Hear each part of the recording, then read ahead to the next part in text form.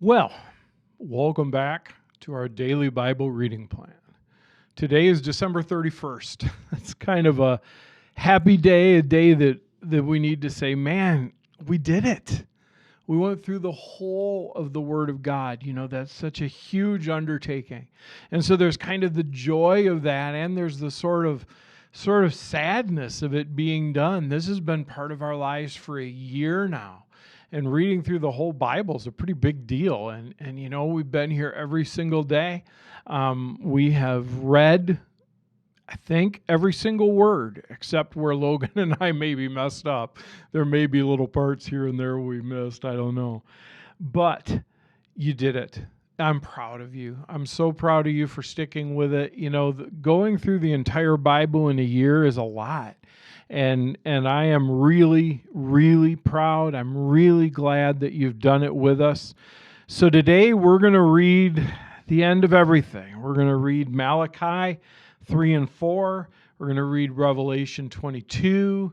We're going to read Psalm 150, the last psalm. And we're going to read Proverbs 31, verses 25 to 31, which will wrap up the book of Proverbs. So let's go ahead and read Malachi 3 and 4. Look, I'm sending my messenger, and he will prepare the way before me. And then the Lord you're seeking will suddenly come to the temple.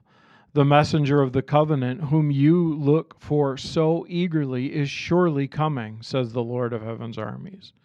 But who will be able to endure it when he comes? Who will be able to stand and face him when he appears? For he will be like a blazing fire that refines metal, or like a strong soap that bleaches clothes. He will sit like a refiner of fire, burning away the dross. He will purify the Levites, refining them like gold and silver, so that they may once again offer acceptable sacrifices to the Lord. And then once more the Lord will accept the offerings brought to him by the people of Judah and Jerusalem, as he did in the past. At that time I will put you on trial. I'm eager to witness against all sorcerers and adulterers and liars. I will speak against those who cheat employees of their wages, who oppress widows and orphans, or who deprive the foreigners living among you of justice. For these people do not fear me, says the Lord of heaven's armies. I am the Lord, and I do not change. That is why you descendants of Jacob are not already destroyed. Ever since the days of your ancestors, you have scorned my decrees and failed to obey them. Now return to me, and I will return to you, says the Lord of heaven's armies. But you ask, how can we return when we've never gone away? Should people cheat God? Yet you've cheated me. But do you ask, what do you mean? When did we ever cheat you today? Cheat you. You've cheated me in the tithes and the offerings due to me. You're under a curse, for your whole nation has been cheating me. Bring all the tithes into the storehouse, so there will be enough food in my temple. If you do, says the Lord of heaven's armies, I will open the window of heaven for you. I will pour out a blessing so great you won't have enough room to take it in. Try it. Put me to the test. Your crops will be abundant, for I will guard them from insects and disease. Your grapes will not fall from the vine before they're ripe, says the Lord of heaven's armies. Then all the nations will call you blessed, and their land will be such a delight, says the Lord of heaven's armies. You have said terrible things about me, says the Lord, but you say, what do you mean? What have we said against you? You have said, what's the use of serving God? What have we gained by obeying his commands, or by trying to show the Lord of heaven's armies that we are sorry for our own sins? From now on, we will call the arrogant blessed, and those who do evil get rich, and those who dare God to punish them suffer no harm. Then those who feared the Lord spoke with each other, and the Lord listened to what they said. In his presence, a scroll of remembrance was written to record the names of those who feared him and always thought about the honor of his name. They will be my people, says the Lord of heaven's armies. On the day when I act in judgment, they will be my own special treasure. I will spare them as a father spares an obedient child.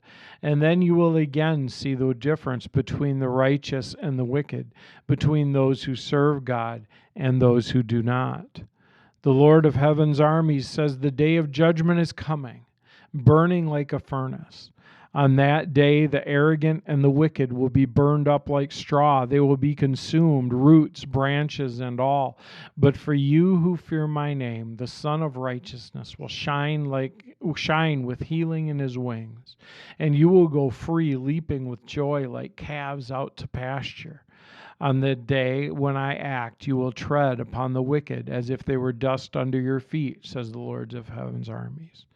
Remember to obey the law of Moses, my servant, and all the decrees and regulations I gave him on Mount Sinai for all Israel.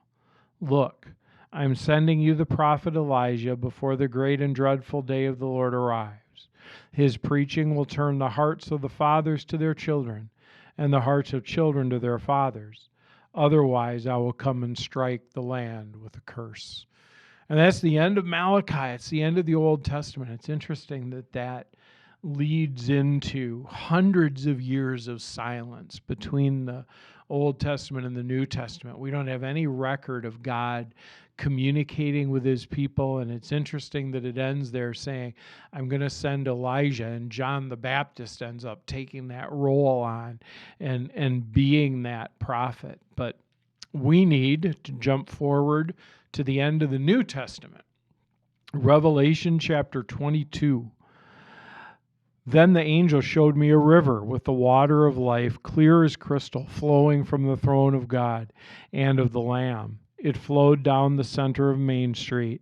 On each side of the river grew a tree of life, bearing 12 crops of fruit, with a fresh crop each month. The leaves were used for medicine to heal the nations.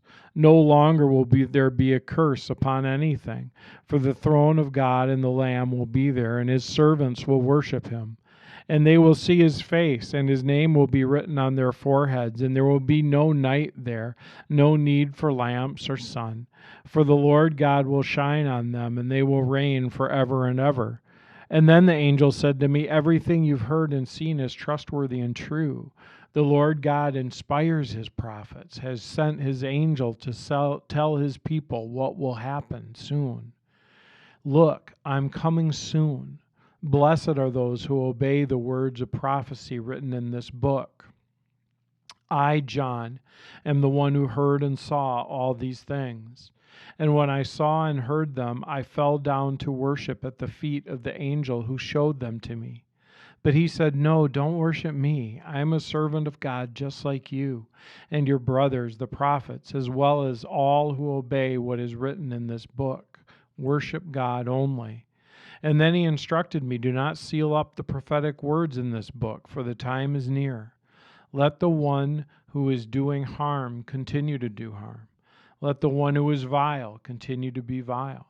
Let the one who is righteous continue to live righteously. Let the one who is holy continue to be holy. Look, I am coming soon, bringing my reward with me to repay all people according to their deeds. I am the Alpha and the Omega, the first and the last, the beginning and the end. Blessed are those who wash their robes. They will be permitted to enter through the gates of this city and eat the fruit from the tree of life. Outside the city are the dogs, the sorcerers, the sexually immoral, the murderers, the idol worshippers, and all who love to lie. I, Jesus, have sent my angel to you to give you this message for the churches. I am both the source of David and the heir to his throne. I am the bright and morning star. The Spirit and the bride say, come. Let anyone who hears this say, come. Let anyone who is thirsty come. Let anyone who desires drink freely from the water of life. And I solemnly declare to everyone who hears the word of prophecy written in this book, if anyone adds anything to what is written here, God will add to that person the plagues described in this book. And if anyone removes any of the words from the book of prophecy, God will remove that person's share in the tree of life and the holy city that are described in this book. He who is the faithful witness to all these things says, yes, I am coming soon. Amen. Come, Lord Jesus. May the grace of the Lord Jesus be with God's holy people. And that is how the book of Revelation ends. Then the last psalm is Psalm 150. Praise God in his sanctuary. Praise him in his mighty heaven. Praise him for his mighty works. Praise his unequaled greatness. Praise him for the blast of the ram's horn. Praise him with lyre and harp. Praise him with tambourine and dancing. Praise him with strings and flutes. Praise him with a clash of cymbals. Praise him with loud clanging cymbals. Let everything that breathes sing praise to the Lord. Praise to the Lord. And then we go and we finish up the book of Proverbs, verses 25 through 31. She is clothed with strength and dignity, and she laughs without fear of the future. When she speaks, her words are wise, and she gives instruction with kindness. She fully watches everything in her household and suffers nothing from laziness. Her children stand and bless her. Her husband praises her. There are many virtuous and capable women in the world, but you surpass them all. Charm is deceptive and beauty doesn't last, but a woman who fears the Lord will be greatly praised. Reward her for all she has done. Let her deeds publicly declare her praise. That's it. We have read from Genesis 1 through Revelation 21.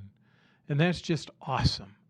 I hope that you have a sense, I don't know, not just of accomplishment, but I hope you have a sense of God's approval.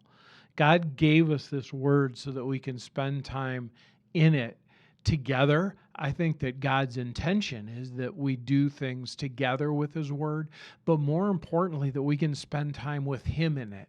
And that's really at the heart of what's been the goal. The goal hasn't been for you to get to know me and Logan better or for us to share a whole lot of our ideas with you. The idea has been for God to be with you and to just spend some time with him simply in his word. So I pray, I hope, I'm confident that he's blessed you through this. We have one more Oswald Chambers to read. It's called Yesterday. You shall not go out with haste, for the Lord will go before you, from Isaiah 52. God is the God of yesterdays. It's true that we have lost opportunities that will never return, but God can transform this destructive anxiety into a constructive thoughtfulness for the future. Let the past rest, but let it rest in the sweet embrace of Christ. Leave the broken, irreversible past in his hands and step out into the invincible future with him. So that's what we need to do from here, is we need to step out into the invincible future with him. I guess one thing that I wanted to share, just because strikes me every time I read the Bible. In Revelation 21, as God wraps up his word, he wraps up this vision to John, he wraps up his word. 3 different times it says, I'm coming soon. It ends with that idea that Jesus is coming back, that he's coming back physically, and that you and I are supposed to be watching for that. And that can be hard to do. It's been a long time since that he hasn't come. And it's easy for us to just kind of get wrapped in the rotation of the days and not think about his coming. But one of the things that he wants us to do is to think about it, to be aware of it, to look forward to it. And so I'd like to close together, not just today, but this year, close the year and close our reading plan by praying about Jesus coming back. So let's pray. Wow, Jesus, thank you. Thank you that we have been through your entire word. Thank you that you have been with us every single day, Lord. You've been here. You've been touching our hearts. You've been touching our minds. Sometimes it was more than others or more obvious than others, but you've been so faithful. You are so faithful. Thank you for this challenge, this opportunity, and this joy that you've given us to spend time together with you in your word. And Jesus, come soon. Lord, help us to wait with eager hearts to know that you love us, that you're with us, but also to know that you truly are coming back and that we should live looking toward that. In Jesus' name, amen. Going to take my pen once more, cross off the 31st, and we are done. Again, it means so much to me that you've joined us on this journey, that you've been here so faithfully, that you've watched or you've listened, you've prayed, you've taken God's word into your day. I am so grateful that you've been part of this, and I'm grateful for everything God's going to keep doing. Have a great day.